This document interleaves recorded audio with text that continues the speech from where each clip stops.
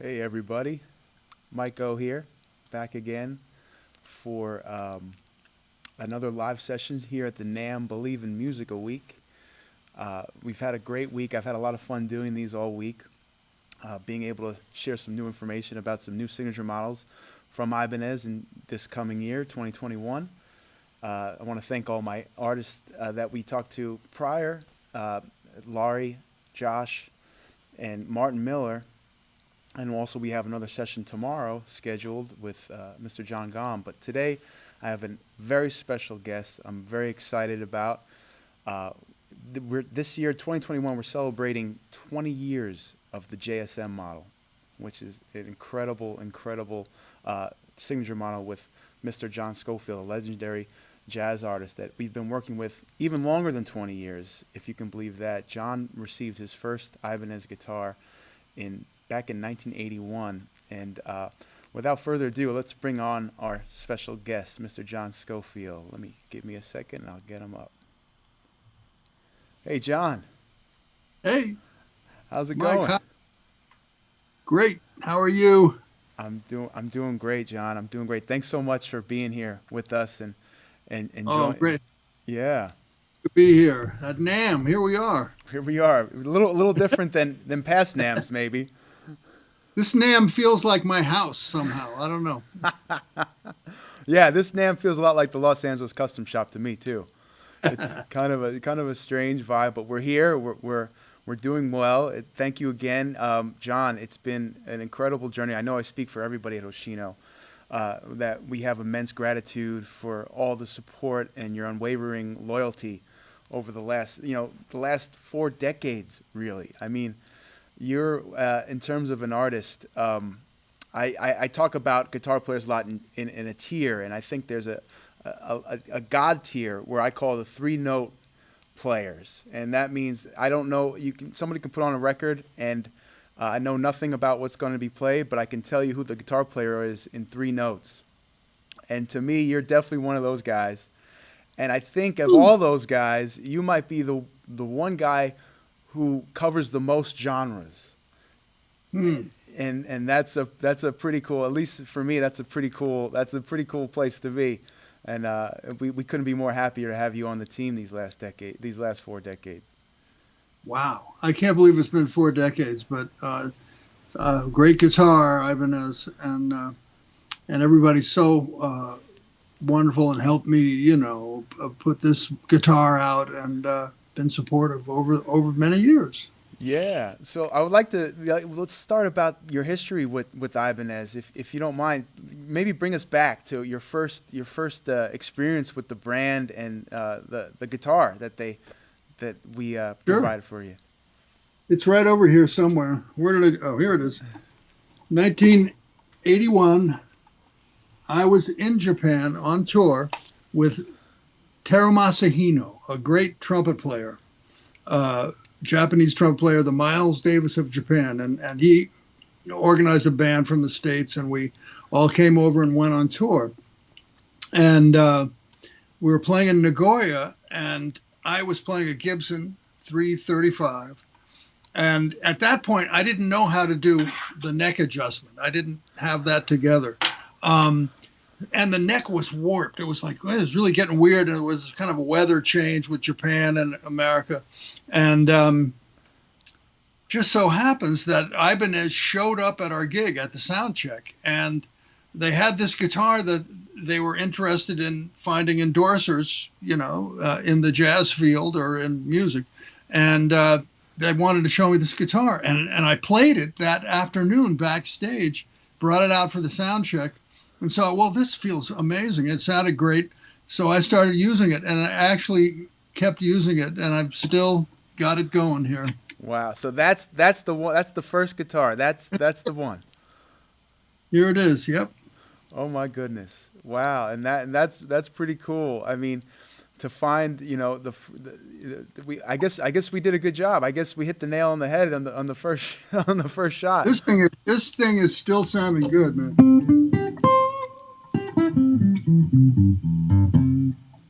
And people tell me that the old ones are really happening. Yeah. Yeah. Yeah, so in 1981, and it's amazing that your first test experience with it, and this is something that I find a lot of jazz artists they really don't know how an instrument is going to act until they have it Yeah. on a gig. They can play it Absolutely. on a check, and they can play it with themselves, but it's not really gotten its test until it's live and happening. So you tested this guitar right as soon as you Yeah, I got it. played it that night on the gig in Nagoya, and just kept playing it because it felt so good and it sounded great. And my Gibson stayed in the case, and I brought two guitars home. Yeah. And yes, that's you can't tell. I don't think until you're really in the heat of battle, with your instrument, if it's feeling good and doing what you want it to do. And that's why I have a million guitars, and I end up using the same two now just on the gigs. And I have other guitars that I'll use for special things, but I keep going back to the same ones for this one and the black one for the real thing, playing the gig.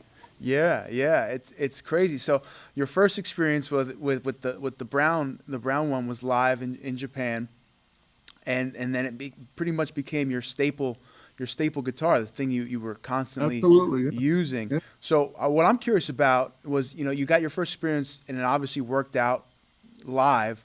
When was the first time you actually got it on a record, and how were you surprised? Anything surprised you about that? Uh, Making records just surprises me. It's such a strange experience compared to playing live, especially back then when you didn't go. I hadn't been in the studio all that much. I'd made a few records, but I guess you know. I joined Miles's band. I was playing the guitar then in 1984, but before that, I don't know what the first record I did with it was. I know that it was probably a record called Out Like a Light and Shinola. We did a live record, me and Steve Swallow and Adam Nussbaum, at a club in Munich, and they ended up using that as two records, and that was this guitar. So that was maybe the first time I used it. I think it was on a record, and then I kept playing it. All the stuff I did with Miles was pretty much that guitar. Yeah. Yeah. Yeah, that's cool. I ask because your sound, although the guitar has stayed as a constant, you as an artist have developed your sound, and you've dabbled in so many different styles of music, so many different genres. From fusion to straight up, to straight up jazz, and to groove jazz. But the styles, I mean, you can go on and on, but the guitar has remained a constant. So I was always curious about how it, because although the guitar has remained a constant, your tone has changed. You've used some different pedals and effects, and I've wondered, is the AS200, is it really conducive to your style as being an artist and being taking effects well? I think so. And I think the thing about a semi-acoustic guitar, like this kind of design, is that you can rock out on it, right? But it's also an arch top, even though it's a tiny little thin arch top. So there's a certain jazziness to it I think it works for any style of music, outside of, it won't sound like a Martin. And it's not like the sound of the guitar changes that much. It's more like, if I really want to kind of get a real bluesy rockin' sound, I might use lighter strings, come down a little bit, and then I'll use overdrive, either with the amp or with a pedal sometimes, and I'll use the bridge pickup, which on this guitar, the bridge pickup, I guess, is a Super 58, right? Yep. This really kicks butt, so it's like it's there, and then more of a mellow sound, right? And then you got the two together.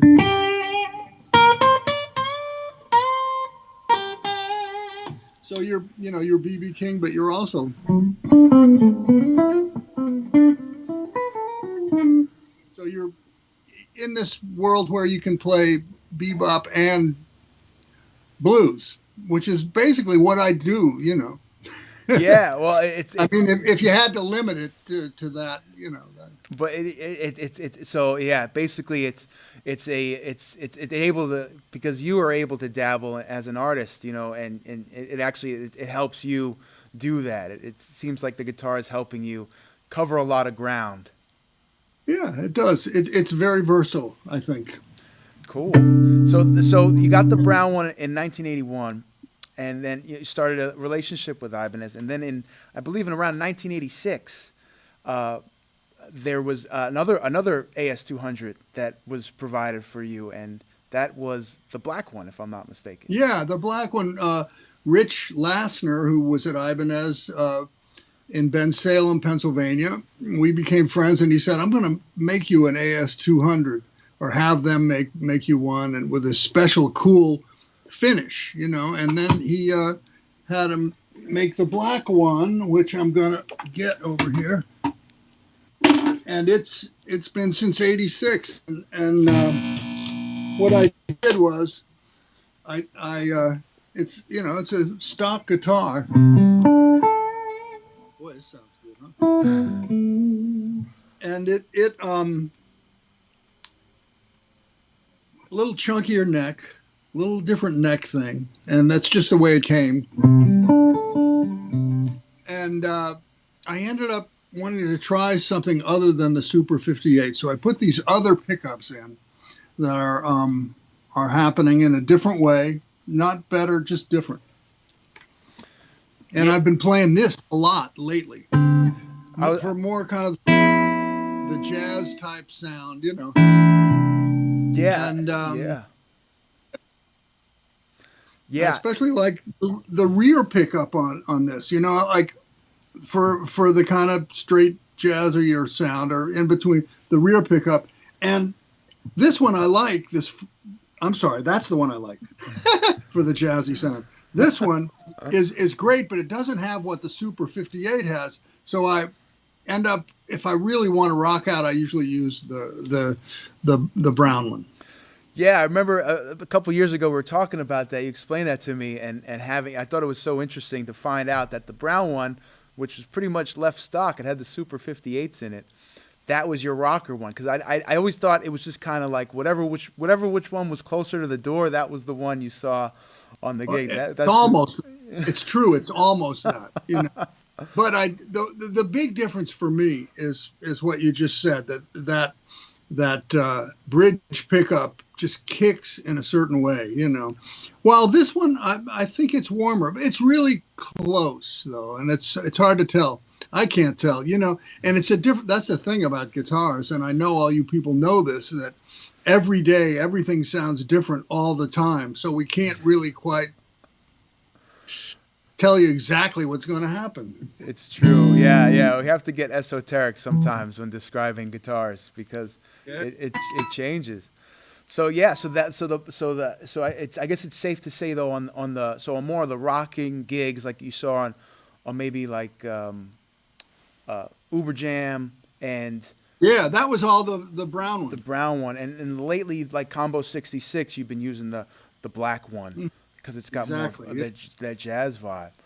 That's cool. So now we know. Now everybody knows. It was inside information, but at least I didn't know. But you've been pretty vocal about it. So that was your start with Ibanez. You have your two AS200s. They've treated you well. And I guess back in now 20 years back in 2001, we started talking to you about, well, maybe prior to that, but it was released in 2001. But we started developing the JSM signature model. Right. And that was a little bit before my time. I've been with the company 10 years, but that was longer than my time. So maybe you can even fill me on how that process went, if you remember that. Yeah, sure. Ibanez came to me. I forget who it was who spoke to me about it originally. yeah. But they said, you want to work with us on a John Scofield model, and I said, sure, that's fine. Only I really like my old guitars. I like my AS200s, and they weren't at that point making AS200s anymore. And so I said, can we just get together and make an AS200 like they did in the 80s, and they said, okay, cool, yeah, let's try doing that. And they actually came and measured my guitar and checked it out and did all these tests to make sure that they were getting close to what it used to be. And I think because at that point, I think the parts and stuff to build the guitars, they didn't have those anymore. So then we came. I mean, I think that was pretty much it. And then I had done some funny things to the guitar, and I had moved I had put on the brown one, I put a piece of metal here so it didn't break, because I was always breaking this off, and so stuff like that, and it's been great. Really dig the JSM Ibanez series. Yeah, it came out. It was released in 2001, and since then we've released some other models, the JSM 10 and the JSM 10, which is a more affordable version of the JSM 100. And then a couple years ago, we released the JSM 20, which is kind of the first time we did a signature model that was kind of based on the black guitar. Yes, exactly. Which was, and I got that here too. Should I get the new one out now? Sure. Yeah, let's do it. Oh, so wait, but this is not the JSM 20, is it? No. I was going to lead into it. I keep forgetting which is which, But yes, no. Then the JSM 20 came out. Yes. And I was so surprised at how good it was, considering it was the cheaper model. Yeah. And I really, really like that guitar. And it's got the same finish as the black one, which was a custom finish. So you weren't making the black guitar like that. So now you can get a JSM 20, which is the black guitar. Right. Yeah. So yeah, we went into the more affordable version with the black version. So when it came time to do a special, with 20 years, it's a big deal for us at Ibanez, and we wanted to do something special around the JSM line. And we realized we had never done kind of a prestige level option for the JSM, the AS200, your black custom one. So we went. We approached you about this idea we had, and luckily you were really into it. Yeah. So they've done a new guitar that is the 20th anniversary. Is that what it is? It is, yeah. The 20th anniversary of the JSM. Of the JSM. And this is the prototype. And it's black, you'll see. And we've, kind of recreated the black guitar. They took the black one, this one here, and they measured it and did all kinds of stuff to it and came up with this baby. Yeah. Which is the new one, the 20th anniversary model. Yeah, so I think it was shortly after we kind of filled you in on our mindset and wanting to do something in anniversary. I think you were visiting Japan on tour. Exactly. Yeah. I believe it was for maybe Combo 66. I think we were on, we were playing the Blue Note clubs over there, yeah. Yeah, so I got a little video. You stopped by, you were nice enough before the Nagoya show, you stopped by the Hoshino offices, and I have a little video clip of us, or I wasn't there, but you were at the office and kind of showing everybody what's special about the black guitar and explaining to us all. So we were able to really understand what made the difference between the brown one, because we did focus on the brown one when we were focusing on the JSM 100, but we never really locked in on the black one sound wise.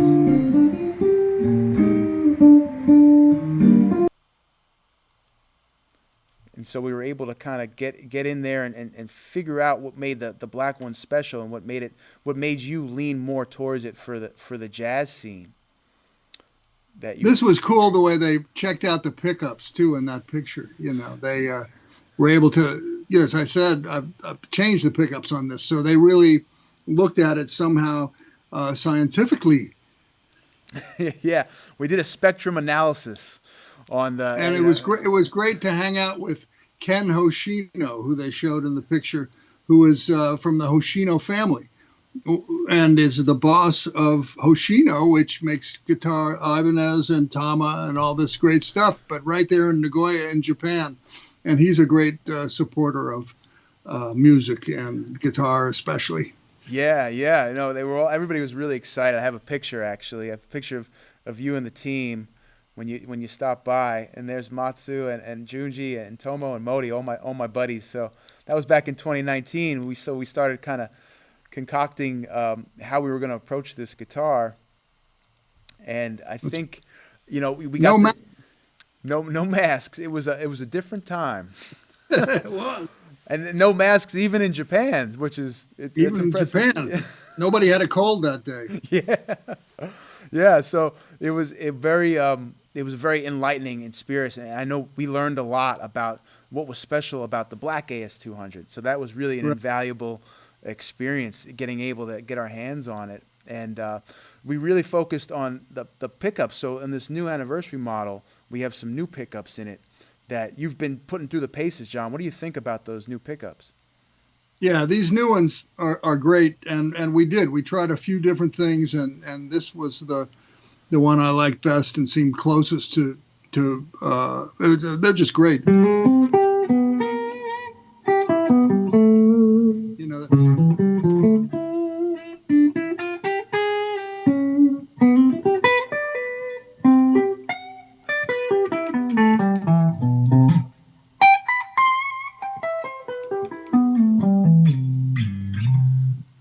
Nice. Yeah, it sounds beautiful.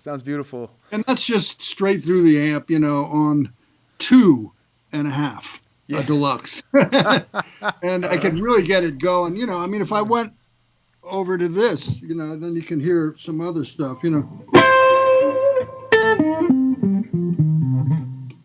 Yeah.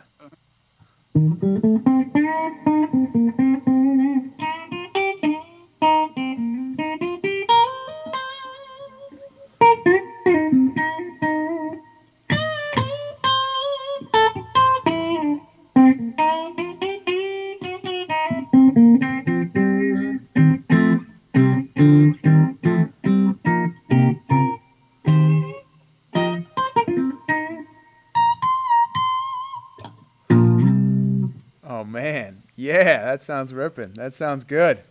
Sounded good. And yeah, there's a few other changes too. I'd love to point out from like the JSM 100. We have the top mounted. We brought back the top mounted output jack to make it look a little bit more like your AS200. What am I doing? I gotta get it. There it is. Okay. Yeah. So that. Yeah. Do you find yourself always preferring the is it just you just gotten used to it, or do you like the top mounted? No, I like it because then I tuck it back in under the strap like this, and can you see? No, wait, this way, and I don't have the strap on now, but then I'm just used to it being there. Right. Yeah. Yeah, and then also I step on it less. Yeah. I've had a lot of accidents with guitars where I have stepped on the cord and it breaks the guitar, and right. and that happens less, and I'm used to having it in the front like that. Nice. And then one other touch too, which was really cool. I felt like we went back with Godo and we worked on the old vintage tuner buttons as well. Yeah, which I have a shot too. I can switch to. We went to the old school style, which was like on John's original AS200. So this guitar nods back a lot to John's original AS200, and yeah, that's really we're really excited. We couldn't be happier. I mean, the JSM, John. I don't know if you've followed it seems to be such an inspiration to a lot of up and coming musicians. I'm on Instagram a lot, checking things, and I constantly see the JSM line, whether it be the 100 or the 10 or the 20. I see a lot of the players, really gravitating towards it. So you've done the world an incredible service with these guitars. Well, I didn't make it. You guys made it. I just, it's great that people want to keep playing guitar and are interested in that kind of sound. This in between an arch top and a solid body. It's a certain thing, and it works. Yeah.